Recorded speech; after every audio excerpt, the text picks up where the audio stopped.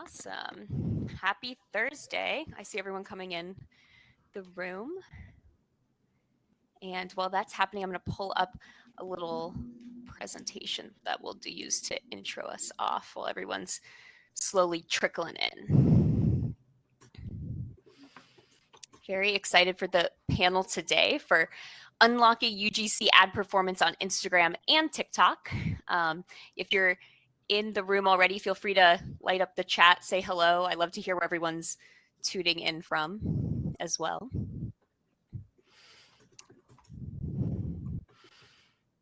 Awesome.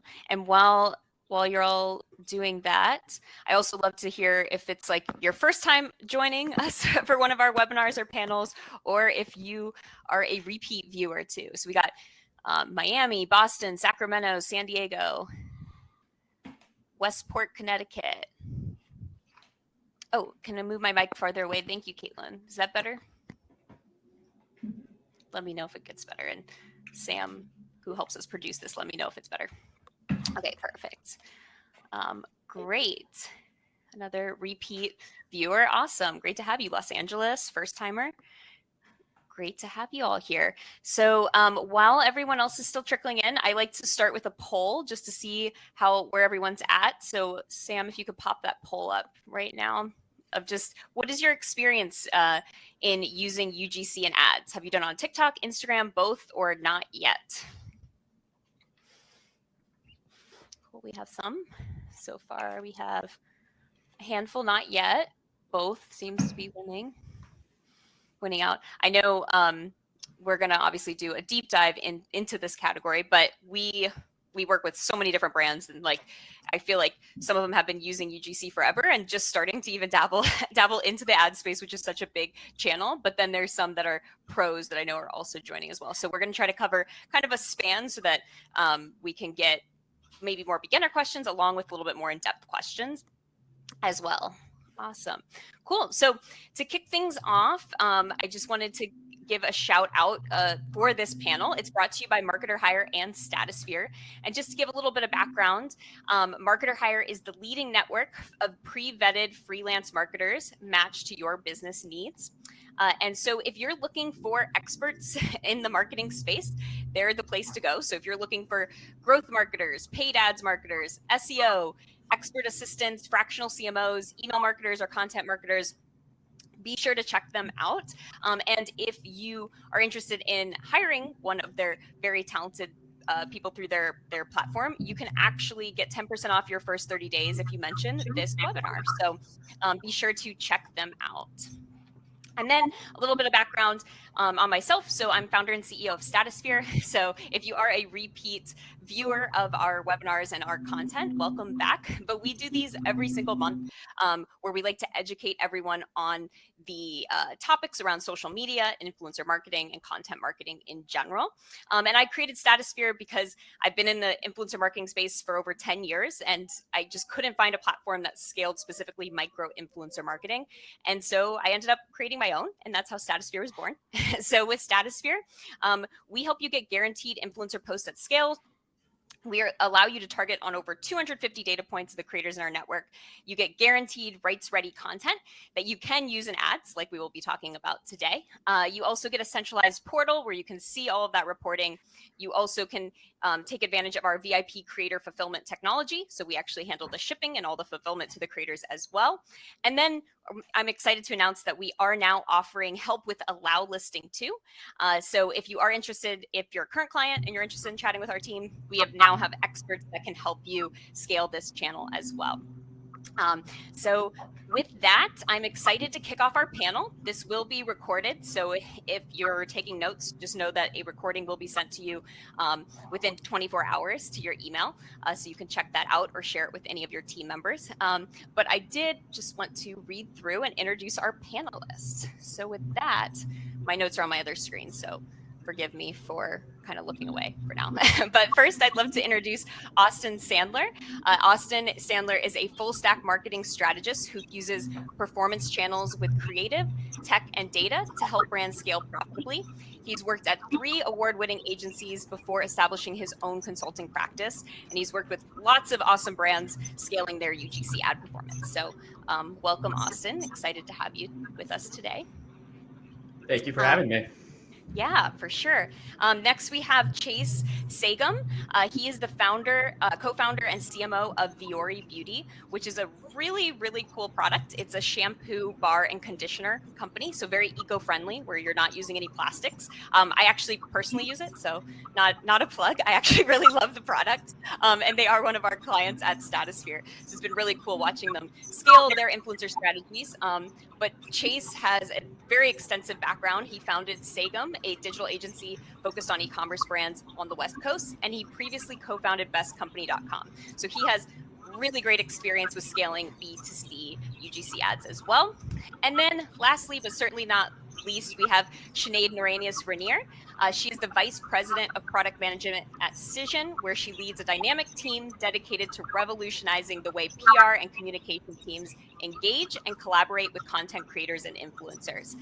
Throughout her career, she has been a guiding force for brands, offering innovative counsel on influencer marketing and social strategies that propel and foster growth. So she has had roles including the VP of product at Velasys, where she focused on influencer and paid social, and the VP of business development at Women's Marketing Inc. So we have a really big, great panel of heavy hitters here, as you can tell. So I'm excited to jump in, and I want to start allowing you all to just give any intros that I missed. So feel free to do that. I'd love to hear also your favorite social channel. And then I think we should kick off by how you define what UGC is as well. So I'll go in order of how you guys are on the screen. So Sinead, if you want to kick things off. Oh, great. Thanks.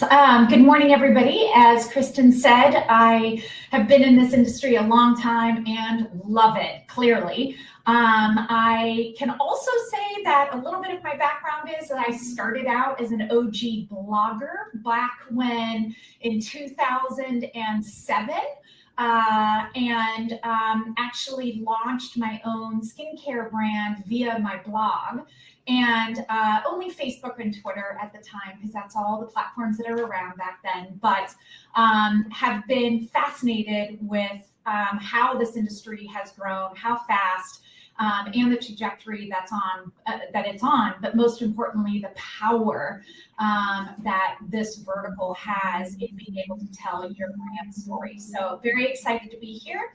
And in terms of how I define user-generated content, obviously, it is the content that I believe that influencers and creators generate, but most importantly, also even consumers. Your own consumers can be your biggest advocates and your biggest word of mouth marketing tool in the world. So it's about the content and the recommendations and that content that's being produced by those really vocal advocates for your brand. I don't know how much to add to that. I would say that's a perfect answer. I would say that there's a level of authenticity too that we look for in user-generated content, if I could add a word to that, but I totally agree. And then just for me, happy to be here. Great panel, and looking forward to sharing everything that we've learned. Been in the direct-to-consumer e-commerce world for a long time, and so have been through the battles. Those battles continue to change, as I'm sure many of you on the call feel. And hopefully I can share some wisdom from some of the tough lessons we've learned in our business. Awesome. And Austin? Honestly, not too much to add. Those were both great answers. And just to echo what Chase was saying, the industry is constantly changing. It's very dynamic. So just excited to share kind of what we've seen over the last few years as things changed in the e-com world, especially with UGC. Yeah, perfect. Yeah, I define it very similarly, where it's really just real people generating content. So it's that relatability factor. And I think to jump into the next question, so in terms of your experience, because there's so many different ways you can use UGC in ads. For this purposes of this panel today, I think we're going to really focus on TikTok and Instagram as the main two. But even within those two, there's a lot that you can do. There's allow listing, what some people call it, branded content ads, Spark ads. All of those are very similar. Then you have your traditional ads on both Instagram and TikTok. I'd love to hear each of you what your experience or where your expertise lies, and if you have a favorite of the channels in general that you've worked with. So Sinead, you want to go? Okay, start that way again. Sure. My expertise would be on Facebook and Instagram. Starting to play more in TikTok, but definitely I'm OG, as I said. Like that's where I started. So I've run campaigns for some of the largest CPG companies in the world, down to large, direct-to-consumer brands as well, leveraging UGC content, obviously, in paid ads.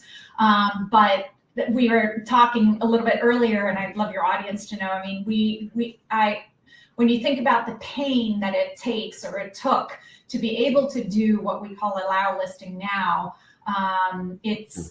there's so many incredible and easier ways to be able to get this UGC content out versus what we used to do, even just 7 years ago. So. Mm-hmm. Yeah, for sure. And allow listing for any of our beginners on the call too, it's the concept of allowing so if a creator posts about your content, you can actually run ads through their account. And Sinead, if you want to elaborate on that at all as well. Sure. I think what I should do quickly is, especially when it comes to Facebook and Instagram, because TikTok has their own definitions, but they are a little bit similar. So if the audience is a little confused, you're not alone. We even struggle with it sometimes. So there's branded content on Facebook. That is basically, you'll hear people talking about it as boosting. So that's tapping into branded content. And it will say in Instagram, it'll say paid partnership. So when you see that, that's typically a branded content ad. Then there's partnership ads. So partnership ads is, it provides brands with the access needed to both amplify existing creative posts and create new ads under the creator's identity. And in that case, it will say sponsored. So you've seen that, right? Then there's allow listing. This is kind of like the creme de la creme. It's also known as advertising access. And allow listing provides a brand with the same level access that branded content ads does, but then some. It allows the advertiser basically like unhindered access to create and leverage influencer handles, content, and what I love most importantly that people do not leverage enough is the creators' audiences. And we'll probably talk more about this, but that is the jewel. So I'm obviously a huge fan of allow listing. However, it can be a little cumbersome. It's a little bit more complex, but man, if you can tap into that and either then work with companies like MarketerHire, if you're unsure, you've got to tap into that because that's where the magic juice is, really. So I hope that kind of just helps give a little bit of definition of the different types of ads in Facebook and Instagram. Yeah, thank you. That was probably one of the most concise ones for how confusing it is. Definition. So yeah, Chase, I'd love to hear more about which channels you're working on, and then maybe if you can give the definitions on the TikTok side. Sure. As well. Yeah, sure. So full disclaimer, obviously, every one of us on this call are in different categories, different industries. Maybe some of us overlap with each other, so it's important to like a financial advisor would say, take these words wisely. But for us, we're a consumer packaged good D2C brand that also plays in retail. So we have some unique experiences and situations that we have to work through. For us, we do spend significantly on TikTok and Instagram, but I'd say it's approximately currently about a 60-40 split. 60% of our spend going towards Instagram in those environments, and specifically on stories and reels with our targeting. What we are finding, just a few things, in our case, for whatever reason, our running ads from our brand it seems to work the best, as opposed through to a partnership type of situation or anything like that. However, that's still to be tested and to be learned. I will say that one thing that we're finding is that we're having to go through a lot of UGC creatives weekly. At any given time, we're testing between 30 and 40 different creatives inside of our ad accounts. And we're constantly weeding through, finding new winners, adding budget to those winners. So it creates a demand for us to continue to just constant outreach, which is, plug for Statusphere is absolutely key to that for us. When we do find creatives, we try to learn from those and take those learnings in terms of advice and feedback back to other creators that we're working with. But we're finding pretty high turnover. I will say in our case too, when a creative works, it tends to fatigue a little bit quicker than we'd like. We'll see a really good UGC video perform extremely well for us, those top 10% performers for like 30 to 60 days before it starts to fizzle out. And we don't exactly know the answer to that as to why, but we've built a system around that to just kind of keep feeding that and keep that coming in. So that's been something that's worked for us. From a performance standpoint overall, I will say Instagram still does better for us from a return on ad spend perspective than TikTok. However, there's a lot of correlative benefits we get by running the TikTok ads, which is why we keep our budgets there. We can't see visibility-wise all of the causative direct performance, but we can see other factors that are growing in the business, particularly sales revenue, when we spike spends there in certain areas. So we like to invest in both. Awesome. Yeah, I feel like it's so interesting how different brands are. I have noticed a lot of brands still are splitting it, but that TikTok, it's just a harder nut to crack from an from tracking perspective. The tracking is just not as easy to track. Instagram still has its problems, but TikTok still feels like a little bit behind there. But yeah, Austin, I'd love to hear about your experience of which channels. I mean, you work with so many different brands, and if you notice any trends of your favorite ones. And then I know right before we jumped on here, we were all chatting, and I would love for you to tell the story too about the content that surprisingly performed best with one of your clients. Definitely. So just to kind of set the stage, I think it's easier for brands to start on Instagram. It's just because it's the legacy player. A lot of people are kind of more familiar with it. It's easier to kind of set it and go. TikTok is still kind of at that learning curve where I think they're doing a great job. They have a very strong team. As you guys mentioned, they're working on improving attribution. They're working on proving how the algorithm works. And I think it's just like all major social platforms, they're just going through their growing pains. And I think they're continuing to get stronger as they are. But I like what Chase said with the 60-40 split. I think that makes sense. But you'll hear a theme throughout this conversation. A lot of it's testing, figuring out what makes sense for your brand, how your consumers, your targeting, are reacting to it. Again, we'll talk about this again. It's like, even what kind of campaign types are you using between campaign views, engagement campaigns? Are you trying to drive conversions? You try to drive buzz, but it's what is the content you're using in that space? And so to bring up a great story, I used to work with a great mattress brand, big fan. They're in the bed and box space. And what's really interesting is we kept trying to guess what we thought would be their best ad, like a lot of agencies love to do, predicting what we think, what content's going to work. And what we learned by actually running ad analyses for across the year was one ad was the top performer for the entire year. And the contents of that ad actually had minimal to do with what we were trying to convey to the audience.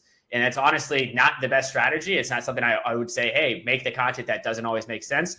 But we're trying to get people to buy mattresses. And the ad that worked was a shot from inside their mattress factory, which you wouldn't really know what it was without us telling you. It kind of had the mattress visible in the shot, but you really didn't know it because it was partially in the box, and the box itself wasn't fully like facing the camera. And it's really just great to know that not always the ad you put the most effort into, that you brush up and you put the most Photoshop time in, you edit the most and have it look as specific ways, not always going to perform the way you want it to. And so being flexible, being open to learning, there's some great qualities that we're going to talk about how to really bring that to your marketing campaign. Yeah, absolutely. And I know we were talking about this before we all jumped on, but this is very similar on our side as well. We all joke that brands will see a bunch of content coming into their Statusphere portal and they'll be like, oh, the box is ripped in this. We need the creator to repost. And then it starts going viral. And they're like, just kidding. That's a great piece of content. Leave it. Right. You know, it's like, it's not always about the actual contents of it. It just needs to hit the right note. And that like authenticity piece, I think actually leads to, you know, better results as well. And I think one thing we all said is we've been doing collectively for, I don't know, collectively all of us 10 plus years, and we still can't guess what piece of content is going to perform no matter what. Always right? surprised. Always surprised. Always surprised. On that note, I'm curious if there are any, like from a content type perspective, when you're creating the creative briefs for the creators. I guess actually, Chase, I think I'll direct this question to you because I know that it works with that. And you were saying that you like see what's performing, then you iterate your campaigns to get more of that content. Any more insights on if you found any types that work better, like unboxings versus showing their face versus in use, or how definitely love to share this. So the first thing I think about that I've learned a hard lesson through with creators and influencers is that when I give them a script, it's almost like a structure to work within and a set of recommendations, and I try to make it very clear that that's what it is, because I want the creator to try something crazy if they feel so inclined. I think that's very important.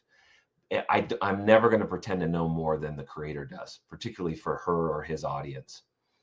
So when I give a script, it's sort of like, hey, here's what's working. Here's what we found to work. Here's what we like. There is a couple exceptions in our case. Being a beauty brand, we tend to have one or two visual shots that we know we can see, we've been able to prove through data, sure, but also they're important in terms of telling the story of our brand. So just give you an example, not to overpitch Viori to all of you in case any of you are looking for shampoo, but the way our packaging is set up is very beautiful. It's in an accordion. So when you open up the accordion, it sort of has this beautiful presentation like a flower that showcases the shampoo. And people love that. And that's a shot that we know that if you put it in the shot somewhere, creator X, the video is going to do a little bit better. So we do have some advice that we do in the script, but it's more centered around a shot that we can see, almost like a director in a movie. Like we know that this will be helpful, but I can't emphasize enough. You don't want to over script. One, the creators will feel, you'll sort of cramp on their style. They won't know how to be creative when you start to box them in.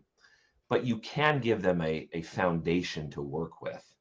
And that can come through, like I said, examples. You know, here's some other creator TikToks that have worked really well, some talking points, some shots that you want to see, and then really let them play with it and see what they come up with. Yeah, absolutely. I was going to say, Chase, your campaign has performed. I mean, you've had such significant success in terms of when we compare it even to other campaigns that we've run at Statusphere. And I feel like it's because you don't overly art direct, right? You like give them what's working and you let them do their thing, right? And then you can find more of what's working. And I feel like you've done a really great job with that. On that note, Sinead, you were coming off mute. Did you have a Oh no, I was just hoping. Oh no, you're just getting ready. Background. I was going to ask though, Sinead, in terms of your experience, what do you think are the biggest mistakes that people make in terms of running UGC ads? Sorry, I must have blipped. Did it cut out? Oh, I said, what do you think the biggest mistakes are in terms of when brands are running UGC ads? What do you think the biggest Lord, how can I count the ways? There are so many. This is like, if there's one thing I could tell, well, not one thing. If these things, if people will just listen, I promise it'll help. So number one, the biggest thing I see brands doing wrong is only testing pretty content that they think is lovely and wonderful, that kind of touches upon the theme that we've all been talking about. Sometimes the content where you go, does the best. And you know what? Don't fight it. So only testing pretty content. I would say not testing enough ads. They'll do 2 or 3 ads and test that. A lot like Chase had said, we sometimes would test 30, 40, 50 pieces of content over 12, 13 influencers, multiple audiences. We just load it up and let the algorithms find it, right? I would say not spending enough on media for those UGC ads, right? Not giving the algorithms times to actually optimize. So they'll spend $1,000 and say, it didn't work. Well, you can't expect that to happen, right? The other, my big pet peeve, and it's such a waste, and I talked about this a little bit earlier, is not leveraging the influencers' audiences enough and not building and layering upon those audiences. We even went as far as sometimes even purchasing third-party data, third-party audiences from companies like LiveRamp. So if we didn't have the audiences available, we'd go get them. But we would start with the influencers' audiences and be able to build lookalike, audiences from them. It is such a jewel. It's such an incredible piece to leverage. I'd say the other is not having a clear CTA. Funny enough, like, let them tell the story and then what? Like, we see so many times we're like, and what now? So I would say that. The other thing is actually not to do with ads. It's really just UGC as a whole is not leveraging it in other places and other marketing tactics. So such as layering it in, maybe some email outreach, website testimonials, different landing pages. Heck, we've even done stuff on TV with some UGC content. You obviously, please make sure you have permission from the influencer to do that, or you compensate the influencer to do that. But man, if we found, through testing the UGC, vast amount of UGC, and we found 3, 4, 5, 6 pieces that really just crushed it, take those pieces and leverage them elsewhere. Don't just think of these pieces of content that they have to live in an ad. They really don't. Maximize your investment. But obviously, please make sure you have permission to do that. Do not steal content and leverage it in other areas. So that's why I said I really hope brands, this is such a valuable tactic, and if they just don't do the mistakes that we've seen over the years. So I hope that list was helpful. I know Austin's gonna go through his. I just want to say real quick a plug. There's a really cool company called Firework TV. We love them. We use them on Viori's. Co-signed. Yeah. Okay. So you can embed a sort of a carousel of vertical videos to reuse the UGC to what you're talking about, Sinead. Awesome. I think it's a great way to bring that into the website. Thanks for that. See, we all learn from each other. I love it. Yes, yeah, that's awesome. I was gonna say, I wanted to hear, Austin, also what your thoughts were in terms of the biggest mistakes you think brands make. Yeah, and this is just to get some context, when I was on the agency side, I actually had a chance to be our influencer director for 2 years. So I was really on the ground floor of working with the relationships. And I think one of the biggest things, everyone's kind of talking about this, is like, really lean in. Like, creators are essentially social media managers, creative directors, copywriters. They are full stack marketers. So one, don't ever, as Chase was saying, don't box them in. Let them use their creative prowess. And so make sure when you're going through creator selection process, never rush it. Take the time to actually introduce yourself. Understand why creators became creators. Was it because they had a passion for photography? A friend got them into it. They once worked at a brand. Because one thing I think also gets left out is, one, people don't realize it's a two-way street when you're working with creators. Understand what they care about. What is important to them and their audience that you want to make sure gets brought through the entire process. Really lean in. If they have issues understanding your brand and you're telling them who you are, maybe your marketing materials aren't doing a great job explaining who you are. So lean into their feedback. Maybe your packaging isn't really showing the important values. Maybe they're struggling to understand why they should use it. And if you just shared product with them, you should lean into, okay, what is this issue here? Is it something that's going to affect all of our marketing, or is this a small scale issue? And so I think it's a lot of really diving in and really becoming friends with your creator partners, because the other part is if you like Chase has hit on a few times, if you find something that works, you want to keep leaning into it. And so if you know a creator understands your brand, their audience is starting to understand your brand, you actually have a mini marketing team you can start leaning into with them. You can then, because we'll talk about this later, how do you want to compensate them? Well, if they're doing really well and driving you a lot of sales, let them eat, let them get excited, incentivize them to want you to both be successful. And I think that's what kind of gets overlooked. A lot of it's just like a numbers game. We need to hit. We know that creative diversity is a huge term that gets thrown around on Facebook. And so you want volume and variety, but you don't want to rush it. You want to find that balance between not overly polished, but still actually bringing home the information we want people to know. And Kristen, I think before we move on to another question, Amy in the channel has asked a question that I think some people might have. She had asked, when you say leverage the influencer's audience, are you saying to have the influencer post the UGC video on their own channel as well as running a paid ad? And yes, that's partly true. But when you do allow listing, and I'm talking specifically to Facebook and Instagram, you have access when you're running that ad to the influencer's audience, meaning you know who is following that influencer and what their makeup is like. So I'm just gonna give very swathy kind of things. So let's say I'm working with an influencer and we know that 80% of her audience is female, under the age of 26, lives in the US. There's so many different attributes, right? We can then build what we call lookalike audiences. You build them within Facebook to go find more of those profiles and show that new audience that fits that exact audience that the influencer has. You say, go Facebook, go find more of this type of a profile of an audience, go find me more and put that ad in front of them. So that's what that means. And I don't know if, I was going to say, Austin, am I missing anything? Tell me.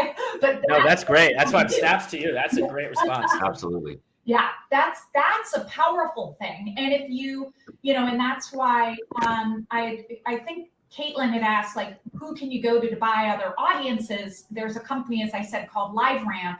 Yes, it's expensive. I mean, you can't do this as a small bit. Well, I mean, you could, but you can go and find really detailed data and audiences that you can buy, right? But you don't even need to go to that extreme. Just leverage what Facebook, Instagram already allows you to do, because it's powerful. Can I add to that? I know this is probably addressing some other questions, so we might be killing two birds with one stone. But what she is saying is 1000% true. And if you have a notepad somewhere, you should be taking notes of what she's saying. I would say that in our case with Viori, we have like a 90-10 setup where I would say 90% of the time, that's what we're doing. Like, we're not actually doing the whitelisting necessarily, but we are partnering, leveraging the audiences. This is where TikTok is interesting, though. You're catching, in a lot of cases, you're catching creators on the way up before they've built their audience.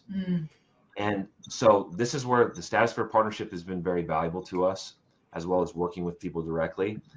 I love TikTok for trying to identify creators who seem to have that creative eye, and they seem to match with our demographic, getting in with them early, because TikTok creates the platform for them to be able to build the audience quickly on the fly. And I love this idea of catching creators before they become quote unquote influencers. Obviously the cost is lower. I mean, if we're just being frank and honest, you're not going to spend nearly as much. In many cases, you might just be giving free product in exchange for the content. But then that audience builds, and it builds almost around the creative that you made with them, which makes the audience even more powerful. So I just wanted to add that. That's very cool. Yeah. I didn't even actually think about it that way, Chase. And that is pretty darn powerful. Yeah, absolutely. And yeah, that was perfect. I was actually going to leave both those questions. So yes, please, this is perfect.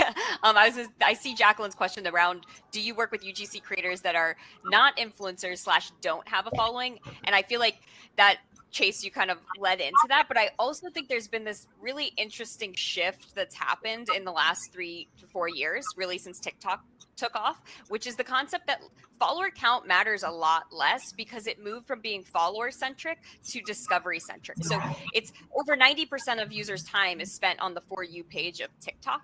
And 84% of viral videos are from average regular people. Like, I think my first TikTok I posted, I had 2 followers and it got 200,000 views. Like, it didn't matter that I had 2 followers, right? It just hit the right chord. And this is where it becomes, to Jacqueline, your question, just can you work with UGC who are not influencers? It's hard to even know the definition of an influencer creator. It all overlaps. Now influencers don't even want to be called influencers. They just want to be called like humans, I think, creators on that side of things. But I am curious, Chase, do you find like, and I guess we can ask all across the board, like, how do you view that as well now that we've switched to this more discovery centric versus follower centric? It's 100% true. It's absolutely true. If I could have more of our spend be from these creators with no audiences, I would. I think the reality of it is it's a little bit harder, if we're being honest.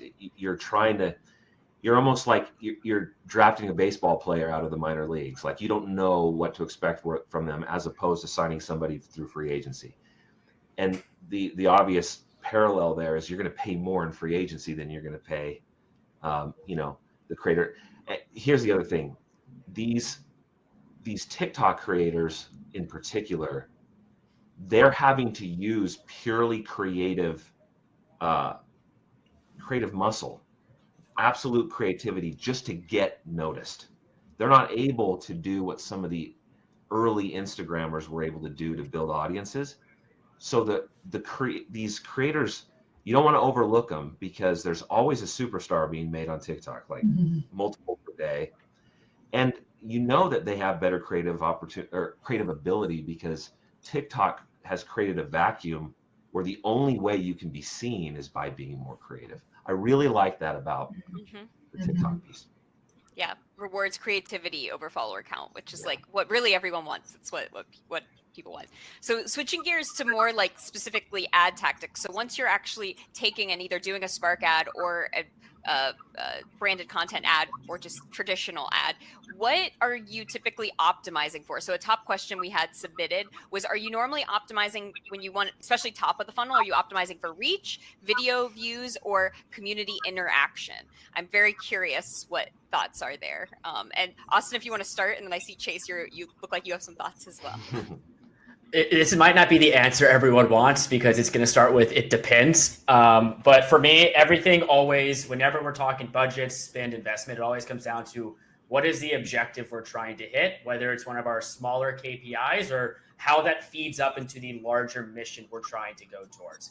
And so that's where I don't think there's necessarily the only wrong answers I usually see here are the campaigns that just don't flow with the rest of the objectives. So if there's really good value you can use of any campaign as long as you're aligning the content you're using with it and the message you're trying to get across and where you're pushing those people, as we're talking about with call to actions, and what do you want them to do with it. And so you can have success with a reach campaign if you have a low budget and you just want to get some wheels turning them ahead of a product launch, and then you can use that to then target people who saw the ad. And so just understanding the tactics within the tactics, I think, can help you really understand, all right, like, yes, you obviously want to always build the campaigns that provide you the most down the funnel success. But when you're at the very top of the funnel, you're so far away. So it's, what is that next step we can get them to? So for me, it's like, how can we get the highest quality engagement? So similar to how we were just talking about creators versus influencers, creators are trying to build their own high quality organic followers. Same thing. We want the same high quality watchers on our videos. So then we can have people who are curious and interested then be pushed down. Maybe they get added to an email list. They get added to an SMS campaign. They get added to essentially somewhere else where they can continue experiencing becoming what I always like to say is a brand lover or a loyal brand member from the consumer side. I'm going to give you a little bit of inside baseball. Hopefully my co-founders at Viori don't hate me for this. Hopefully they're not listening. No. So our world's a little bit different. We're a lower AOV consumer packaged good product. So there's probably a lot of specifics as to why this works because of the category we're in. But in our case, we run, many UGC ads at a time, all conversion optimized around the purchase. We spend a lot. So essentially it is top of funnel because it's reaching new audiences. And a little insider tip, and this has at least worked for us, the creatives, for whatever reason, particularly this is with Meta, not necessarily TikTok, with Meta and Instagram, the AI has gotten so good with the top of funnel targeting on conversions that we have found a correlation between the attributes of the person in the UGC with who they're magically targeting up to in a broad targeting set. So we will literally run 50 different ad creatives, all with the same targeting, broad to every woman in North America. And what we will find is that a 3C, brown hair type, multi-ethnic, 35-year-old woman as the creator, it will actually target to those same people automatically without us having to. It's insane. So that's a big part of our strategy, and it's allowed us to just run, honestly, purchase return on ad spend as our top of funnel. And again, back to Austin's point, that's what works for us. It's not going to work for everybody, but that's what we've found. I was like, that's huge. And I feel like it's so interesting to actually hear that. I feel like so few brands probably actually run them the way you did and we're able to correlate that way. But I feel like that actually really speaks to what we were actually talking before we jumped on the call, which is why does UGC work? It's because of the relatability to the audiences. And there's one stat I'm actually going to read over here that Meta did a study and said that there was an 84% likelihood that self-recorded mobile shot creative outperformed studio shot creative. Yep. And they were saying that there's more and more studies that are going around this, but it's like that raw. And is it the trust factor? Is it because they see themselves in the content? It's probably a combination of both. But I would love to, continue our conversation we had earlier and share it with everyone here about what we were all talking about with, do you think, I think Chase, you asked the question, like, do you think it's the trust? Like, why do you think that UGC keeps over and over again proving it performs better than studio shot photography? And Sinead, do you want to start with that? I mean, I think at the end of the day, people want to see what it looks like in real life and what it's really going to do. We see this, with influencer fatigue. People are tired of the over-polished, picture-perfect flat lay or whatever it is. Like, you want to see it being used right there. If it's shampoo, like, does it sud? I'm kind of curious. If it's a bar, like, that's really interesting to me. Like, show me how you use it. Show me how it works. It doesn't have to be perfect. You can have water running down your arms. It doesn't matter, that I think it's the actual live, real life. People are not afraid of real life. Look into how to use a product or work a service or whatever it is that I think you just don't get in Pretty Perfect. People are so over Pretty Perfect. We see it in magazines. We see it on TV. Like, in a way, social is an escape for that, for a little bit of reality too. Now, is a lot of what is in social curated? Absolutely. I'm not denying that. But when it comes to understanding, learning about a product, consumers want to see all of the sides of it. Let's see it, how it works. Like, if I think about, you have to do a lot of demonstrative products. So like before and afters, like steam cleaners, like show that stuff in real life, like steam it. Let's show a dirty bathroom. Like, people love that, love it. Absolutely. I feel like that's the first thing I go on TikTok to see real people using it. Even if I see an ad, I got to go see the UGC to like make sure I actually want to buy it. So I think that really is the sweet spot with it. Austin, it looked like did you have something to add there? Just from like a neurological perspective, we always say it takes like 7 touch points for a brand to really make a great impression with a consumer. And I feel like if you just hit them with the same content over and over again, it counts. Yes, it was 14 ads, but it really was 2 impressions you made. It wasn't 7 different ones. And so that's why I love Sinead, Chase, everyone really going at it. It's that volume and variety that you want to make sure you're sharing all angles. People have different perspectives. People have different unique life experiences. You want to make sure you're making everything easily digestible for everyone who's going to be seeing what you're putting out there. Which is also, Kristen, I think one of the reasons why, I know we're talking about UGC ads specifically, but I think we should also zoom back and also just talk about UGC period, right? Because a lot of the time we would work with brands and they would just do a specific activation. So they want to go in, blitz, and then they're out. And I think that is not a great approach. I think a brand should look at UGC, so the development of user-generated content, on an ongoing basis. I always say, fill that funnel. Keep making that funnel be your microphone. It's got to constantly be talking and echoing out into the world, right? So your user-generated, like generating content strategy should be always on. And that's why it is great that companies like you, like Statusphere, right, that have the ability for small companies even to be able to have an always on strategy when it comes to UGC, because people are constantly looking. And I know I always want to see, what are people talking about the product today? Not 6 months ago when I might have missed an ad drop. I want to see what people are talking about today. So if you do your UGC content and have it be an always on strategy, then you can take pieces all the time and weave it into your ads year round.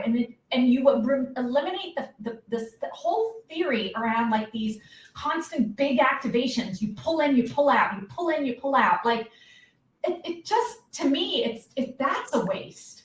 Like, figure out a longer term strategy, an always on strategy that you're constantly learning and tweaking versus, you know, as I said, I've worked with some of these large brands and they come in and it's like a month pump and then they're out. And I'm like, well, are we going to take those learnings and let's like keep going? And they're like, we're out. And it seems like a lost opportunity to me. So Great. Yeah, I just kind of feel like, regardless of talking about advertising, I think we take a step back and also look at making sure that you're constantly being talked about out there as well. Great point. Absolutely. I was going to say, like, I feel like that's a conversation we're always having with our brands is like, you're wasting money by only doing it for a short period of time, because all those learnings you now can't apply and make it better for the next time around. I mean, anyone who's sold marketing knows this is the crux. Like, there's no silver bullet. You can't just run something for 1 month. Like, these big brands that have super success have been doing it for years and learning and iterating with it. I think also a term I've been hearing a lot is that building a content engine for your brand. I mean, content is king. I mean, I think, Chase, you were mentioning the ad fatigue. I mean, you're constantly having to have a library of content to pull from. So you need to figure out how to build a scalable one with that. I am curious, do you guys feel like there's any difference between when you're getting these library of ad content and you're deciding whether to maybe spark the content or maybe put it on your own feed versus putting it on, like, seeing it on the creator's feed? Do you all, this is a hot topic that was also asked by some of the attendees, do you see them one and the same, or are you particular about what goes on, you know, let's say Chase Viori's feed versus, like, you're okay with a creator posting it but you won't cross them? Because I've seen different brands. Obviously, I know it's different for everyone, but I am curious your all perspectives, and also, Austin, if you hear that with different brands. But Chase, I can maybe speak to that on the Viori side. We have a very interesting group, and our group is very sensitive to our brand, as they should be. We have a very important story kind of behind our brand with the Red Yeah women in Longsheng, and so we have to be very careful about how we talk about things, and how we show things. Instagram is very much like a presentation to the world for us. So our Instagram account is heavily guarded by our brand people. And so very little UGC makes its way to the Instagram account. However, with TikTok, we leave it wide open. We let everything on TikTok. And so we definitely use all the UGC, reuse it on TikTok. I don't know if that directly answers the question, but we kind of look at the different social platforms as having a different strategic purpose for our brand. And Instagram is very much like, how do we present ourselves to our retail partners? How do we present ourselves to PR outlets and, you know, news outlets, things of that nature. Yeah, absolutely. And I will say, just anecdotally talking to our clients, that's similar to what we hear. But yeah, I love having more brands just talk about it, because every brand is different. But I think it's good to hear how different brands look at that and how they look at Instagram versus TikTok. Austin, I see you nodding. Do you have any thoughts on that? I definitely agree with Chase that you want to make sure that, because so many different people can come to your Instagram page from so many places, that you want to make sure you have it be presentable so that you have some unique style. I manage some, in a side life, I manage some like viral Instagram accounts on the organic side. And that's something that's really important to us, to make sure the feed is always looking a specific way, just so there's uniformity with it. But then on the flip side, where just growing up in the performance D2C world was always about, what are the small ways you could do an MVP test before you really put money behind something. And so we would recommend to some of our clients, like, hey, we know you don't want to use much of the rest of this month's budget towards this. What if we drop it on Instagram organically, see what the response rate is, see how people react to it, and then use that to see, one, let's roll it out across the full marketing portfolio, or two, based off what we dropped, we might need to tweak it a little bit because we didn't get the feedback we wanted. And so that was the other way of using it, where there's less brand restrictions on it. Smart. Yeah. Absolutely. And Sinead, I know you've worked with some brands at all different sizes, and so some have legal, some have all sorts of stuff. So. It really depends on the strategy of how they are using their own platforms. I've seen, some brands where their entire Instagram is UGC, right? Because that's their strategy. I totally respect and understand what Chase is saying on his, especially because he's also thinking about presenting to retailers. Maybe it's the one channel, like what Chase was saying, where you can control the narrative and make sure the right messaging is presented. So you use it all different ways. The nice thing is that, we often work with brands that just had so much red tape, it wasn't even worth it. So we would say, here, we're going to make creative, because we also had an agency, we're going to make creative for your brand channels, and then UGC will keep in ads and running in other areas. So sometimes we would pull in UGC as a feed on their website, right? So there's ways of doing it. I think it really comes down to a personal choice to a brand of how they're leveraging their owned platforms and their owned sites and websites. It's all individual. There's no right or wrong way. Yeah, absolutely. We see some brands repost every piece of content, and then some are like 1 out of 100, right? It just depends on how they view that. So as we get to the end of our hour here, which it just flew by, I would love to hear if there's anything that you had in your notes for all three of you that you feel like we missed that you'd like to share. And while you're doing that, I'll also skim through these questions to see if there's any questions that people put in the chat that we can answer as well. So do any three of you have anything burning that you wanted to add? We touched a little bit upon it. I would say, as you venture into producing UGC content, I would say, for smaller brands especially, if you don't have the ability to scale it inside, which it's really hard to do by yourself, to definitely look at working with companies such as Statusphere. There's so much efficiency that you can gain that allows you to move faster, even though there's an investment, but it allows you to move faster because Statusphere has worked with such a wide variety of brands. It's why even I, as an agency before, not at Cision, but before, still relied on Statusphere. Did I have an unlimited amount of people at my disposal? Yes. Wasn't worth my time.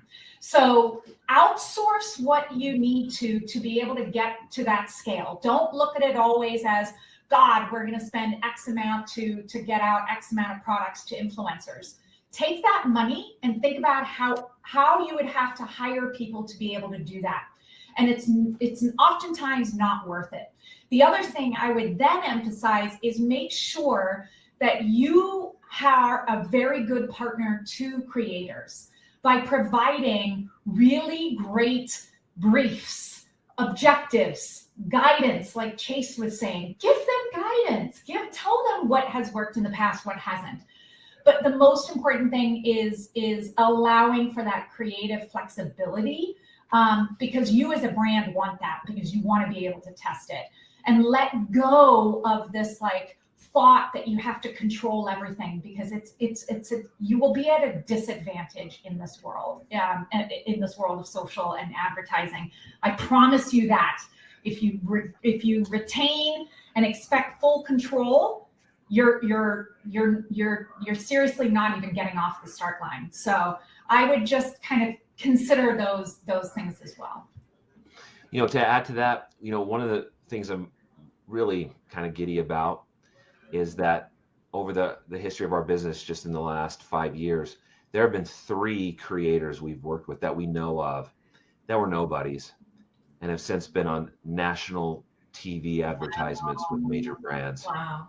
I am so proud of that. Like, I know that it wasn't us who did it, but we played a role in it. And I would just say that, like, know that when you're working with creators, there's a mutual opportunity here. And, make them successful, make them stars, because if you can make them a star, they're gonna generate a lot of revenue and business for you at the same time. And then my last point to that is, there was a good question that came in that I wanted to make sure got addressed, about produced kind of in-house creative running versus UGC. And the way I would answer that is we run both, but what is undeniably true for us is that UGC has allowed us to scale. It's that ability to add more into the equation, to run more creatives, to try new things. We definitely still get the same performance for 3-4 years at a time for some of this in-house creative, but we would not be able to move as aggressively if we didn't have as much UGC. And so plug there for Statusphere, our partnership with them. We get 150 to 200 creatives coming from UGC people every month through our partnership with Statusphere. If we tried to do that in-house, forget it. I'd have to hire a whole staff of people. I'm not interested in dealing with that.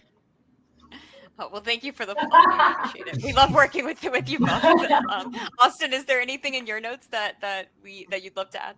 Yeah, last thing I sort of really want to hammer home, which Sinead and Chase did a great job of also hinting at, is just really the compensation piece. Is really treat your partners with respect. Don't try to overly negotiate. If you're gonna try and ask for a cheaper rate, don't ask for multiple revisions. It's brands need to be good partners the way that you expect your creator to be a good partner. It's a two-way street. So I always just want to make sure that's always out there. And then for me, just my personal advice as a marketer is just always be hypothesizing your own A/B test. So something I saw yesterday, just a quick anecdote, like Aaron Sorkin wrote The Social Network in iambic meter because he thought it would be easier for the audience to digest. And that's really what it came out as, because of how the dialogue was written, it's now considered music, which now is why that movie is so popular, is like one small thing that a lot of people don't realize, which helps people like the movie more. So things like that, you can do a lot of your own learnings, is figure out how can we build that strong relationship with our consumers based off of what I can learn about them.